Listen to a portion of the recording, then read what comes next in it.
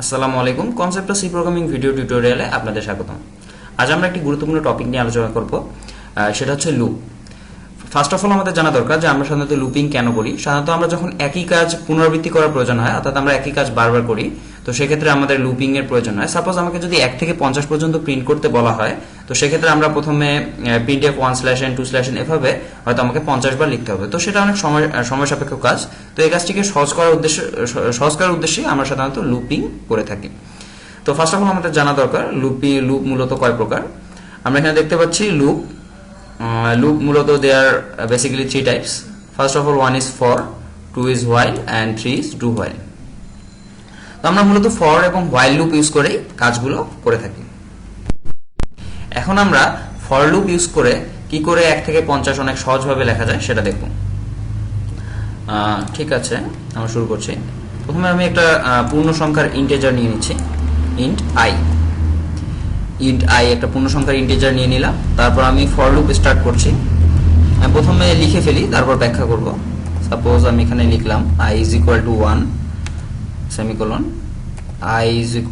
i less than equal 50, i plus plus, এবং for লুপের স্ট্রাকচারটা আপনারা দেখে নেবেন। এর মধ্যে আমি দুটো সেকেন্ড ব্র্যাকেট দিলাম, তার মধ্যে আমরা লিখছি printf, এবং printf এর মধ্যে আমি লিখছি %d, যেহেতু আমার পূর্ণ সংখ্যার ইন্টিজার প্রিন্ট করতে বলছি তাই %d, এবং সেখানে i এর ভ্যালু প্রিন্ট হবে, এটাই। আচ্ছা, আমি এখানে সেমিকোলন দিয়ে দিলাম।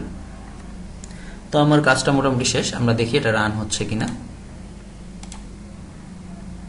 হ্যাঁ, এখানে সবগুলো পাশাপাশি এসেছে। তো আমরা এটাকে ব্যাকস্ল্যাশ n দিতে পারি, ব্যাকস্ল্যাশ n দিই। তো এক্ষেত্রে মনে হয় আমাদের নিচে নিচে আসবে, অবশ্যই। হ্যাঁ, নিচে নিচে এসেছে। তো খুব সুন্দরভাবেই আমরা 1 থেকে 50 পর্যন্ত খুব সহজেই এক লাইনের মধ্যে লিখে ফেললাম। এজন্যই মূলত আমরা লুপ ইউজ করে থাকি। এখন আমি এখানে কি লিখেছি একটু ব্যাখ্যা করছি। সাপোজ ফার্স্ট অফ অল আমি যেখানে লিখেছি i is equal to 1, সেটাকে বলে ইনিশিয়ালাইজেশন, অর্থাৎ এখান থেকে আমাদের লুপটা শুরু হবে। অর্থাৎ আমরা যখন লুপ শুরু করব, কত থেকে শুরু করব সেটার জন্য ফার্স্ট অফ অল আমাকে একটা লিখতে হবে, যে ভেরিয়েবলটা নিব সেটাকে অ্যাসাইন করতে হবে যে এত থেকে আমরা শুরু করব। সেখানে একটা অবশ্যই সেমিকোলন দিতে হবে, এবং সেখান থেকেই লুপটা মূলত শুরু হবে। তারপর দ্বিতীয়ত আমাকে একটা কন্ডিশন দিতে হবে। এই কন্ডিশন হচ্ছে এমন যে লুপটা কিভাবে চলবে, কোন শর্তে চলবে, অর্থাৎ যতক্ষণ এটা 50-এর ছোট অথবা সমান থাকবে ততক্ষণ পর্যন্ত লুপটা চলবে। অর্থাৎ দ্বিতীয়ত আমাকে একটি এখানে কন্ডিশন দিতে হবে, সেই কন্ডিশন অনুযায়ী লুপটা আগাবে। তৃতীয় হচ্ছে যে ইটারেশন, অর্থাৎ অন্তর অথবা বৃদ্ধি অথবা কমছে এরকম, অর্থাৎ লুপটা যে আগাচ্ছে কিভাবে আগাচ্ছে, সেটা কি কমছে নাকি বাড়ছে। এজন্য এখানে i is equal to আমি i+1 i+2 বা i++ i- দিতে পারতাম। অর্থাৎ লুপটা কিভাবে আগাচ্ছে সেটা বোঝার জন্য তৃতীয়ত আমাকে আরেকটা অংশ ইউজ করতে হবে। অর্থাৎ ফর লুপে বা যে কোনো লুপে সাধারণত 3টি অংশ থাকে। এই 3টি অংশ আমাদের দেখতে হবে। ফার্স্টটা হচ্ছে ইনিশিয়ালাইজেশন, সেকেন্ডটা হচ্ছে কন্ডিশন, থার্ডটা হচ্ছে ইটারেশন, ইনক্রিমেন্ট অথবা ডিক্রিমেন্ট। ওকে, এখন আমরা 1 থেকে 50 পর্যন্ত লিখে ফেলেছি। যদি আমাকে 50 থেকে 1 পর্যন্ত লিখতে বলা হতো তাহলে আমরা কি করতাম? ওকে, তো সেক্ষেত্রে আমি একই কাজ করব, এখানে দেব 50, এবং এটা শর্ত হিসেবে দেব যতক্ষণ এটা 1-এর চেয়ে বড় অথবা সমান থাকবে ততক্ষণ এটা চলতে থাকবে। সেজন্য এটা দিলাম, এবং এখানে আমি দেব i++ না i-, অর্থাৎ 50 থেকে 1 করে কমে কমে জিনিসটা সামনে আগাবে। ওকে, আমরা এটাকে বিল্ড এন্ড রান করে দেখি। হচ্ছে না। আচ্ছা, দেখি কোনো ভুল হয়েছে কিনা।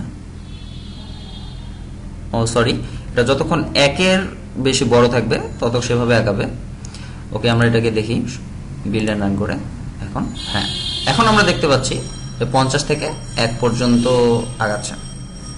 তো আমরা এটাকে একটু ব্যাখ্যা করি। ফার্স্ট অফ অল এখানে আমাদের ইনিশিয়ালাইজেশন আমরা করলাম প্রথম অংশে, সেটা হচ্ছে 50, অর্থাৎ 50 থেকে শুরু হলো।